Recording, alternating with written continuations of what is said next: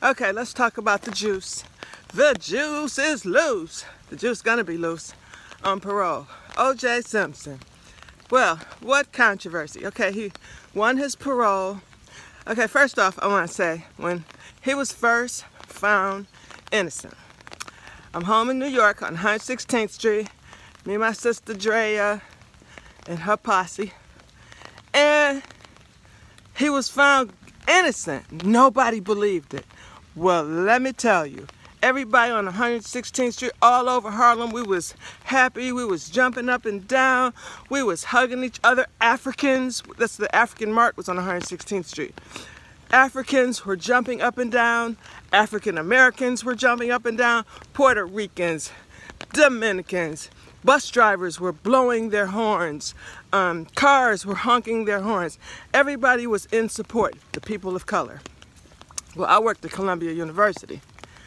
And when I got to work the next day, baby, that's when I found out about the racism. The real racism. The out and out racism. The dividing point of black and white folks. All the white people at my job were livid. They were so mad that O.J. was found innocent of killing those two white people, Nicole Brown and Ron Goldman. I'm very sorry that they passed away. I'm very sorry about them getting killed. But O.J. was found innocent by 12 people. And the thing that black people couldn't get over is that this was the first time we really saw what's called a dream team. I mean, O.J. was filthy rich, and he had, I gotta change my arm, it's hurting. I'm walking in the rain. He had the dream team. We had never heard about a dream team. O.J. had 7 attorneys, baby, 7. And the Kardashian was one of them, and my man who passed away, I can't think of his name, but a lot of them passed away, actually, and of the attorneys. But, oh, Johnny Cochran, that was my man. He stayed sharp. Anyway, he was found innocent. So now, no matter what y'all think, he was found innocent.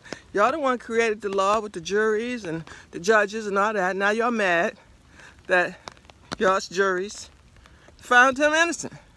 So now, in the meantime, now he's been paroled. Well, in the meantime, after that, he, was shunned by the public. People hated him. Black and white people was mad. Everybody had their own opinions about it. White folks act like they was there when O.J. killed him or something. That's how mad they were. Well, anyway, we were glad. When I say we, I'm talking about people of color. We were happy because this is the first time we saw a black man beat a case like that. This was during the time where racism was really, really high, especially out in L.A.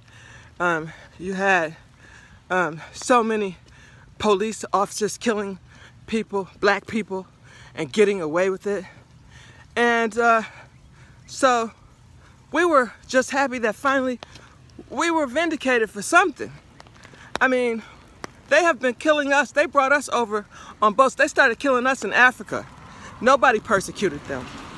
They brought us over here to the United States of America on boats while they were raping us, beating us, barely feeding us, barely clothing us, and they were never prosecuted.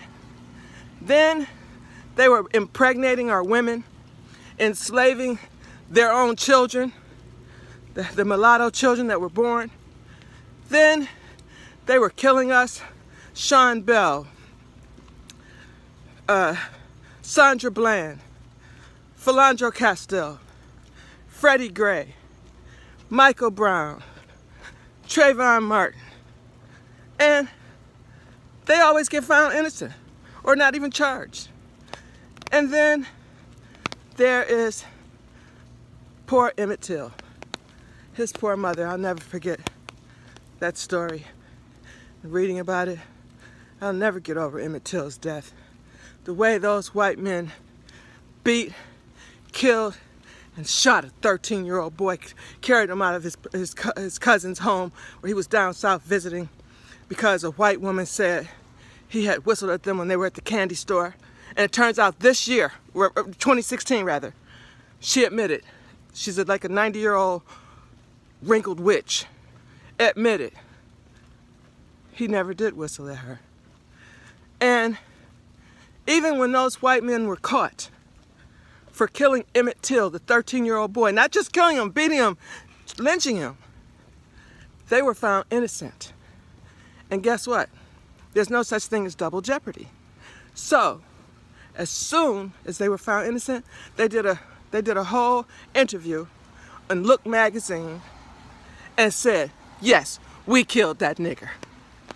So, y'all mad about OJ, and you never cared about all the black people that have been murdered in this country and never got justice.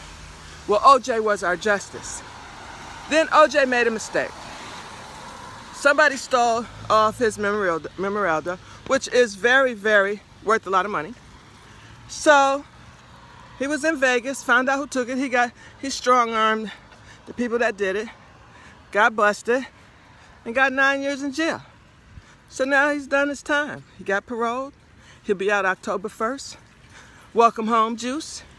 I hope you just live a low-key life. You got plenty of money, because the Browns and the Goldmans got any money that was like he made or whatever, but they can't get his pension, which is $25,000 a month. He got $5 million in some other benefits that he has that can't be touched, and he'll be all right. He'll be straight. So welcome home, Juice. I'm glad to know that you're coming home.